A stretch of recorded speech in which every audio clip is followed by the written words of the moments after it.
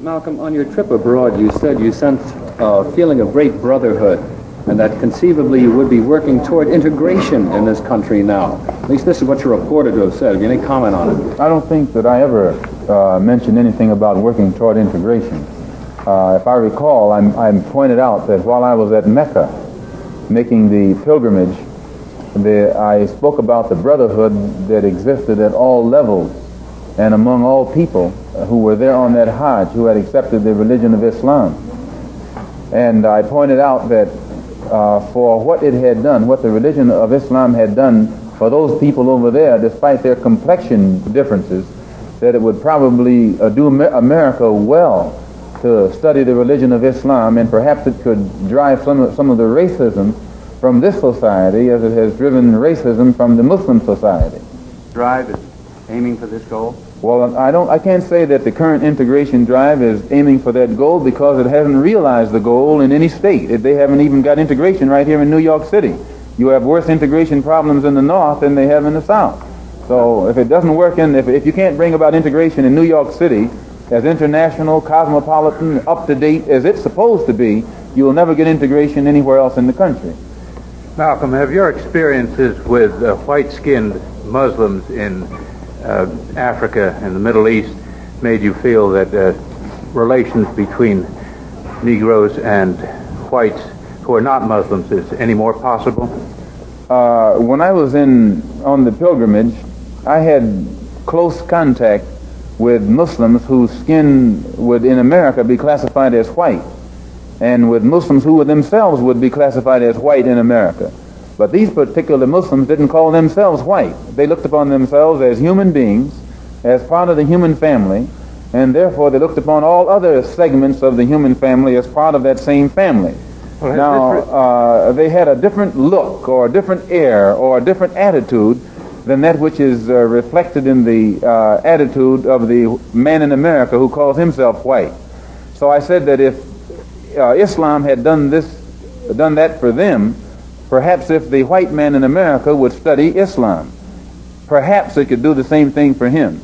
I think what a lot of people are interested in, Malcolm, is whether this experience has made you feel that your feelings have changed, that the animosity you have expressed in the past toward all whites. There's one thing that I want to make clear. No matter how much respect, no matter how much recognition whites show toward me, as far as I'm concerned, as long as that same respect and recognition is not shown toward every one of our people in this country, it doesn't exist for me.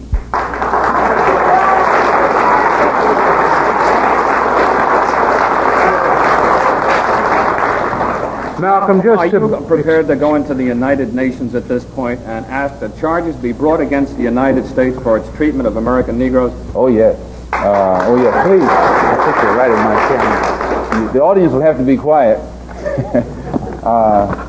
Yes, as I pointed out when I was during my traveling, that African nations and Asian nations and Latin American nations look very hypocritical when they stand up in the United Nations condemning the racist practices of South Africa and that which is practiced by Portugal and Angola, and saying nothing in the UN about the racist practices that are manifest every day against Negroes in this society.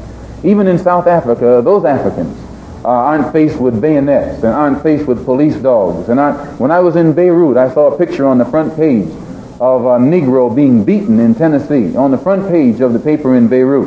When I got to Cairo, I saw the same picture of a Negro being beaten in Tennessee. When I got to Lagos, I saw the same picture.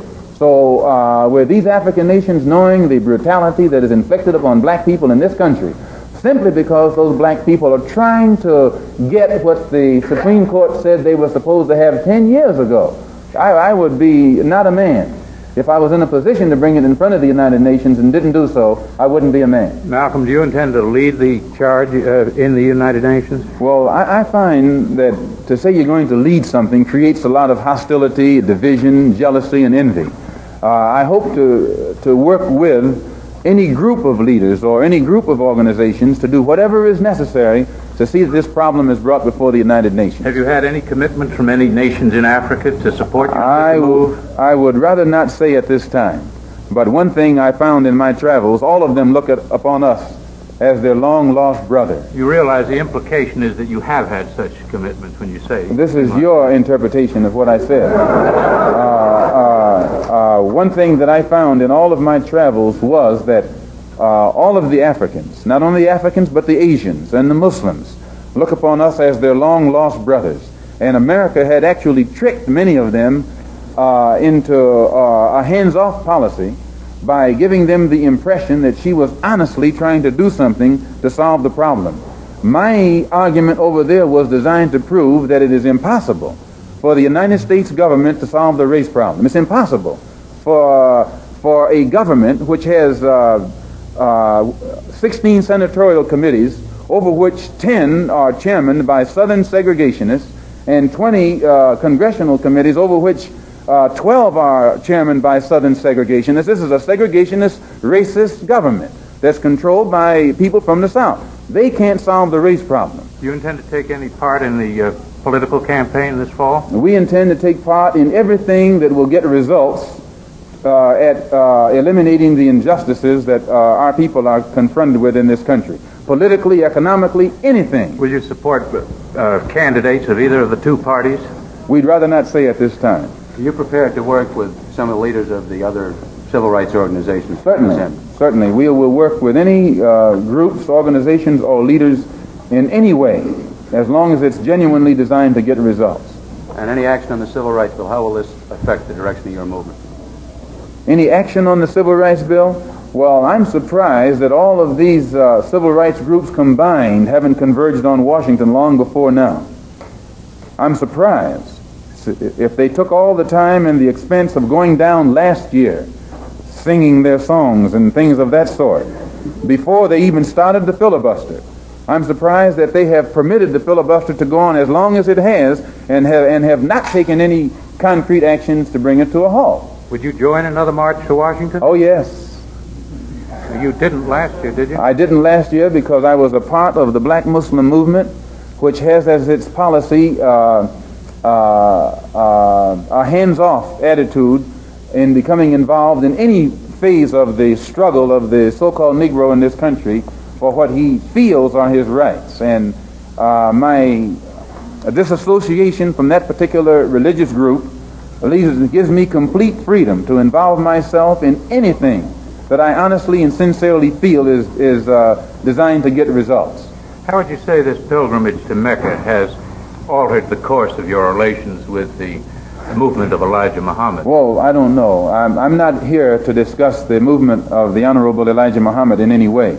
I would say this, that the pilgrimage at Mecca is an anthropologist, would be an anthropologist's paradise, because it's the only event and the only spot on earth that has every specimen of humanity in the same place at the same time, practicing brotherhood and in harmony. It's the only place where I've ever seen brotherhood practiced by people of all races, of everything.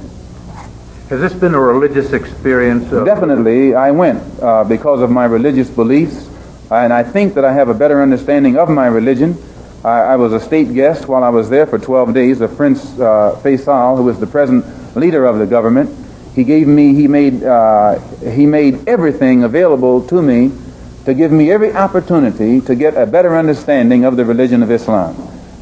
When I first got there, I was in a compound because it wasn't known that I was there.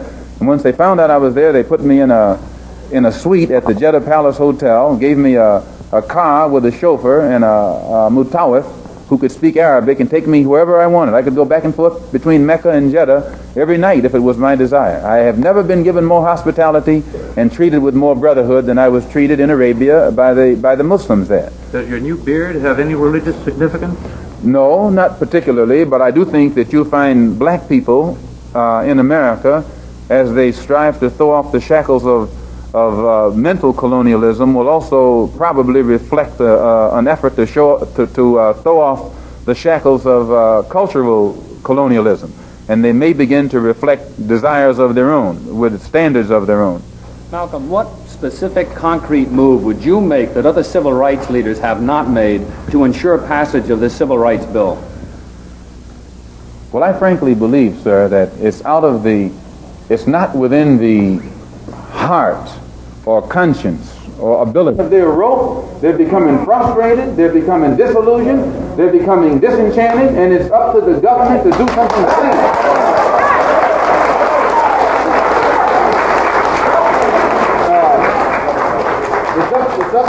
It's up to the government to do something about the condition.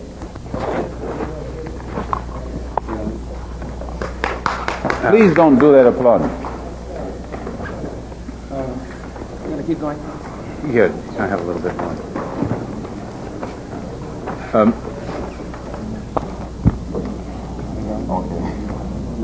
Yeah, okay.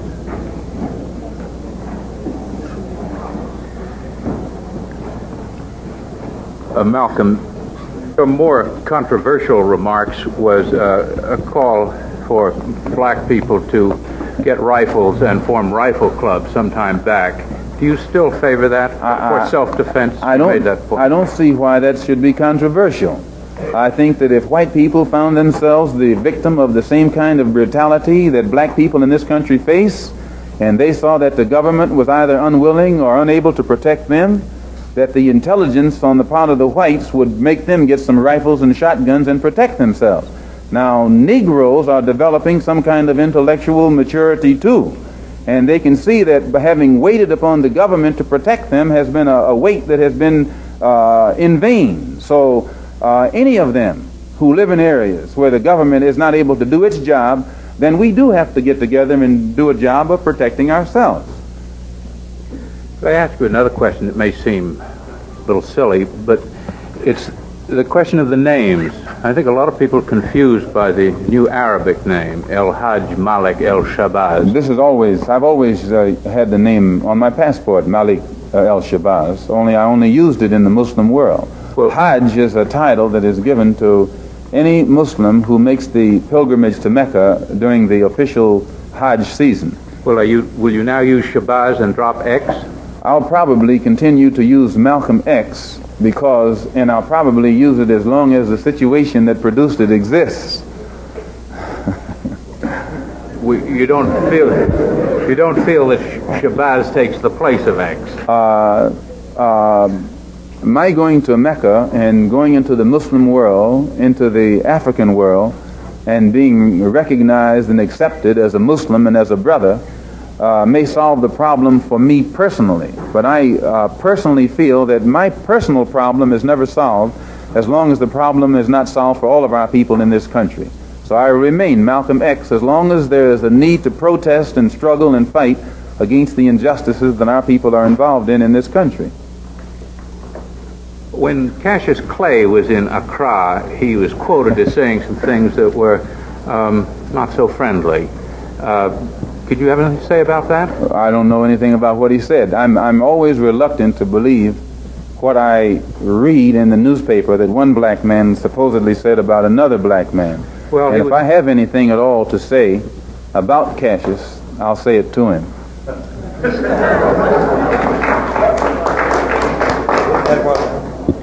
Well, it's just that he said people weren't listening to you anymore. Do you think that's true? As I said, if I have anything to say about him, I'll say it to him. He's a person who listens. He talks and he listens. Do you still consider him a friend? Yes, I consider all of our people my friend. And usually those who act unfriendly are only reflecting the poison that someone else has put in them. Just one other one, and that's, what are you going to do about the traffic ticket? The traffic ticket? Yeah. Well, I'm going to appear in court on it. When? I don't know. I had left, the lawyer was supposed to have appeared in court for me on the 19th of May, and from what I understand, he didn't, and it created a lot of controversy. I never was speeding. It was a segregationist police officer or an integrationist, I don't know which one. And he knew who I was. He recognized who I was and stopped me on that pretext. And I just sat there. I didn't even talk to him. I just gave him my license and sat there because I figured that he might have been up to something else, you know. No. Thanks very much, Baba. You're welcome.